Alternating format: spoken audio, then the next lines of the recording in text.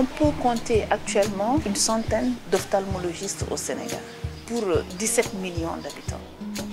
On n'arrive pas encore à avoir un ophtalmologiste par région. La majorité des Sénégalais formés sont malheureusement restés dans la capitale.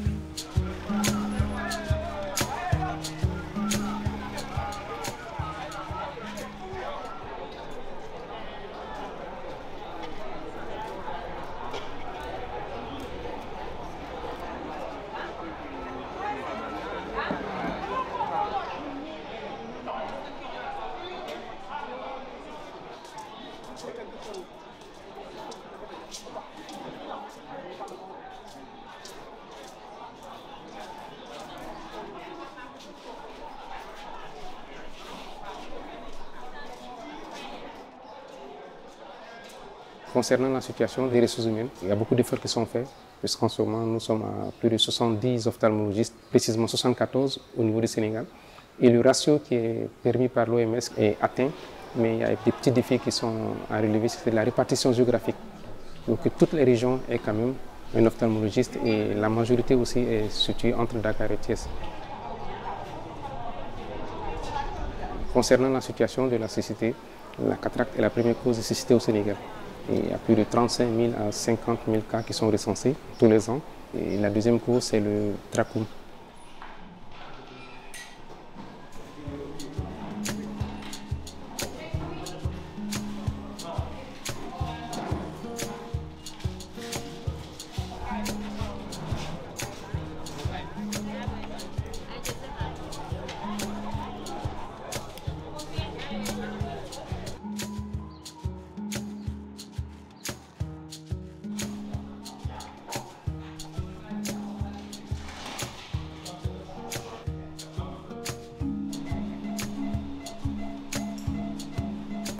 L'examen, on peut examiner 5 patients par jour maximum.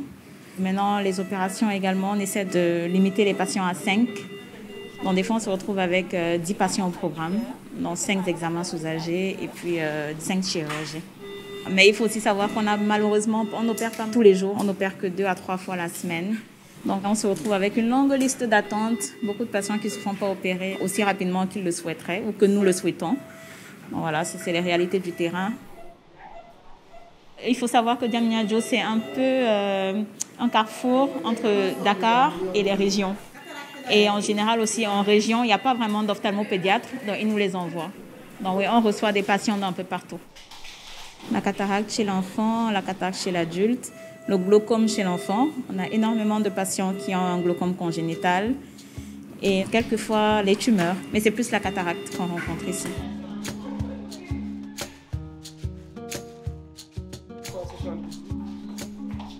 Depuis que je suis à l'hôpital pour enfants de Diamniadio, j'ai vu qu'effectivement, il y a un grand besoin. Il y a un grand besoin.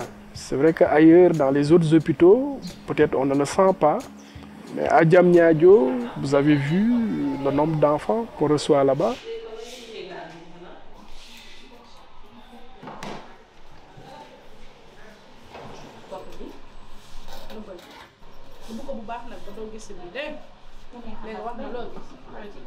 En ce qui concerne l'ophtalmologiste pédiatrique, là, c'est vraiment la quasi-rareté d'ophtalmologistes pédiatriques.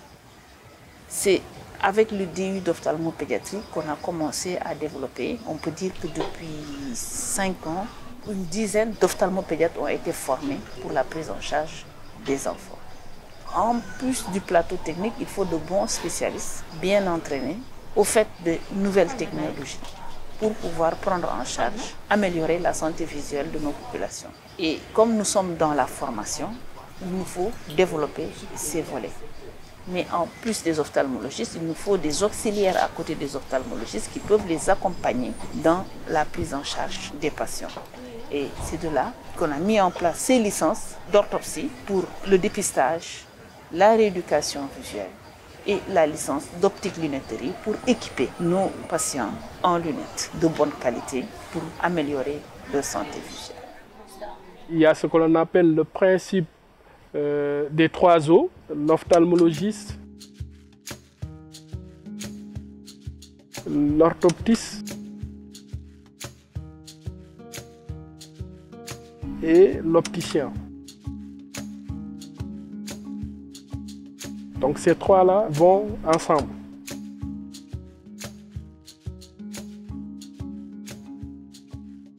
Étant ophtalmologiste seul, nous ne pourrons pas encadrer les orthoptistes et nous avons cherché une collaboration avec des orthoptistes, des optométristes pour pouvoir développer cette spécialité au Sénégal. Et Ocularis nous a proposé ce partenariat et nous avons commencé notre partenariat au niveau de l'UFR Santé de Thiès depuis 2022.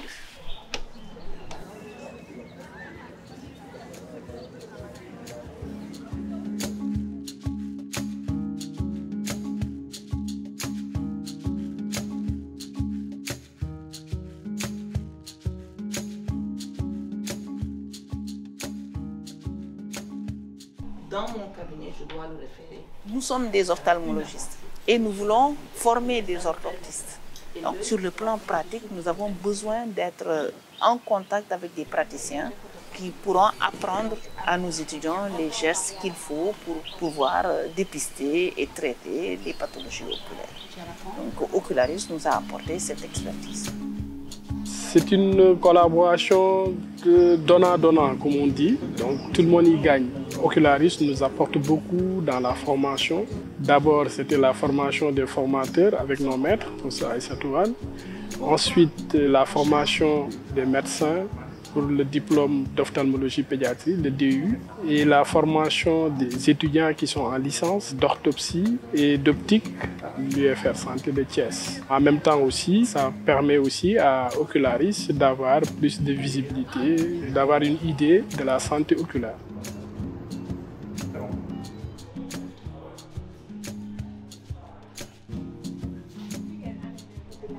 Ça, c'est un patient qui a été opéré. C'était un strabisme qui n'était pas été traité dans l'enfance.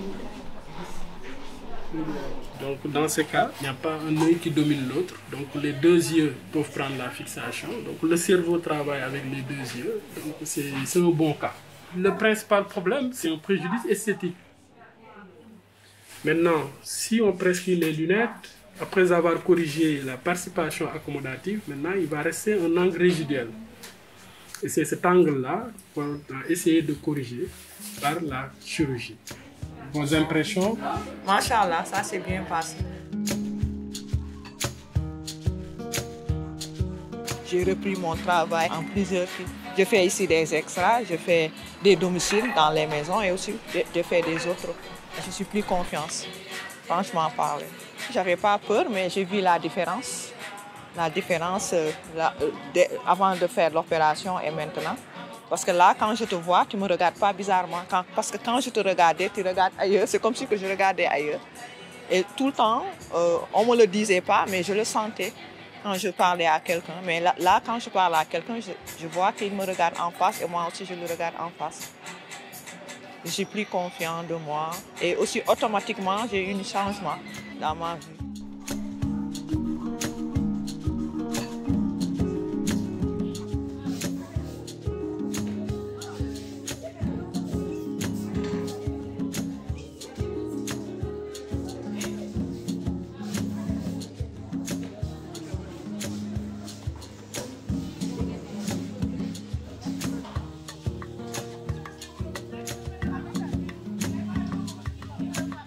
Ça m'a commencé depuis à l'âge de petite.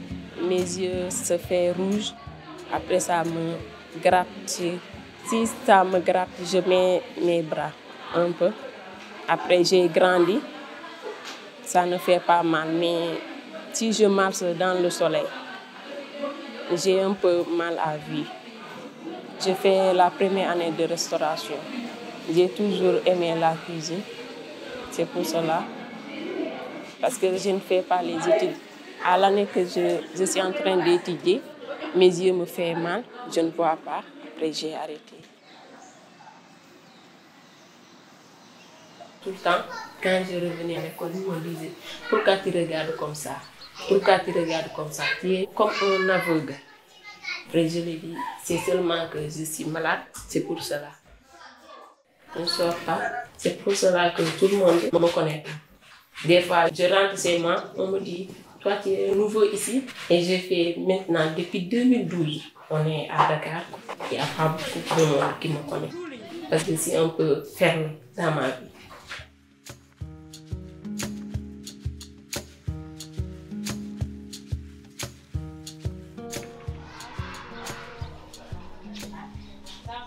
Il a arrêté 1 an ses études. Après l'opération, il a repris ses études. Il avait une maladie qui s'appelait cataracte. Mais je croyais que c'est le myopie. C'est que nous sommes des Africains. Si tu as une maladie, la première chose qu'on te dit, c'est d'aller chez les marabouts. Voir les médecines traditionnelles. Mais moi, je n'ai jamais allé dans les médecines traditionnelles. Mais quand je suis allée à l'hôpital de Diamniadio, on trouvait que c'est du cataracte. J'ai poursuivi ces rendez-vous. Après, on a opéré ses 2 yeux. Alhamdulillah, il a réussi cette année-là. Il devait faire l'entrée en 6e. Je suis vraiment heureux d'avoir mon fils voir correctement avec ses amis. Parce qu'avant, c'est des habitudes d'enfant. On l'appelait l'aveugle du Dara. Ça m'a vraiment touchée. Aussi, même dans le quartier, les enfants l'appelaient l'aveugle.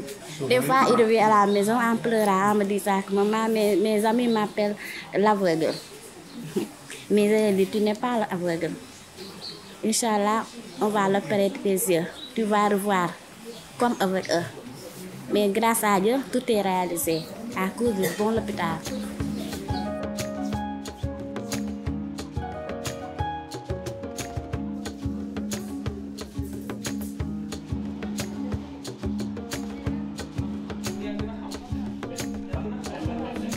C'est une nouvelle patiente. C'est le professeur Mamoud qui l'a demandé de venir ici. Donc avant qu'on ne fasse la consultation, elle vient ici d'abord. On prend son acuité et puis on fait la réfraction et la tension. Voilà. Nous sommes des orthoptistes et l'orthoptiste c'est une profession paramédicale sous la responsabilité de l'ophtalmologue. Donc nous ce qu'on fait le plus c'est le dépistage. Et ça fait partie du dépistage visuel. Donc nous faisons le dépistage, la rééducation, la réadaptation et le bilan orthoptique et l'exploration visuelle aussi.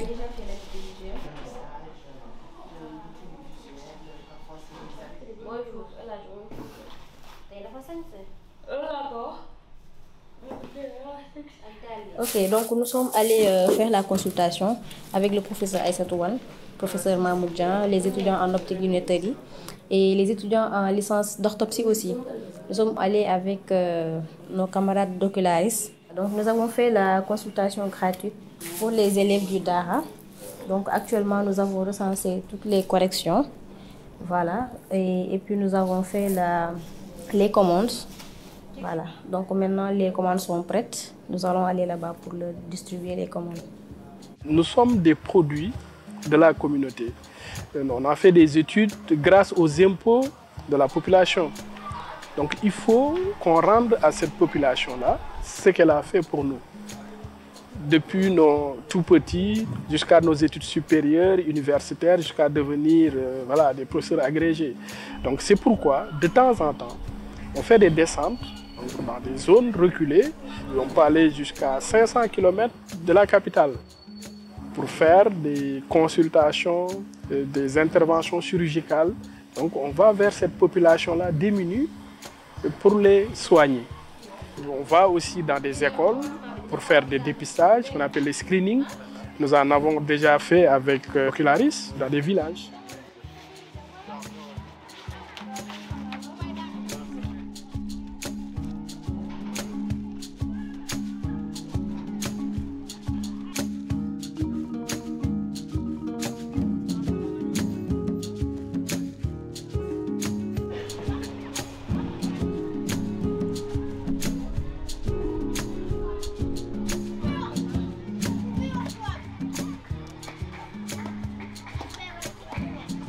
C'est une grande école, c'est 18 classes.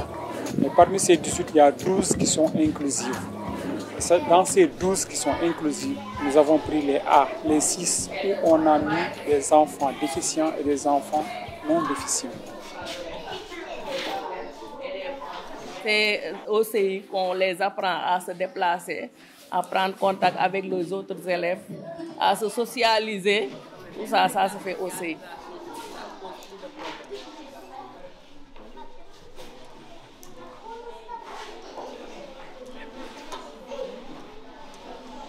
Donc ici, la réglette est composée de 6 points. Donc à partir de ces 6 points, on va écrire le caractère qu'on veut. On parle de caractère pour le braille, mais pour les élèves, on parle de lettres, les lettres de l'alphabet.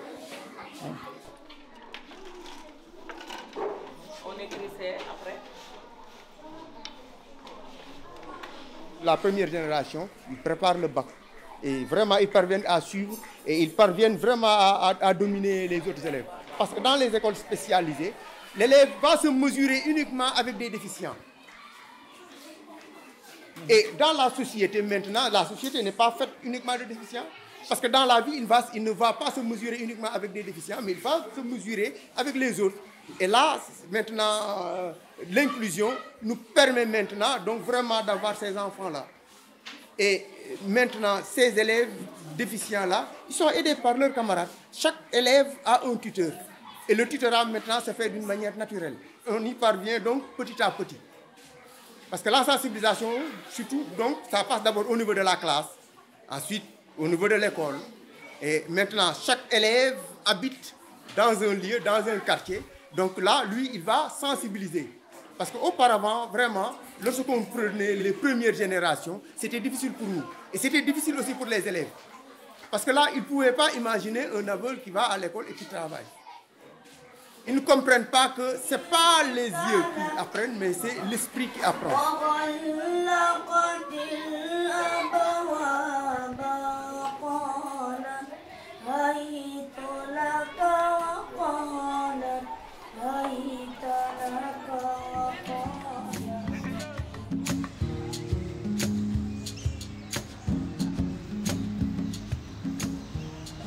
On m'a prescrit les lunettes hier.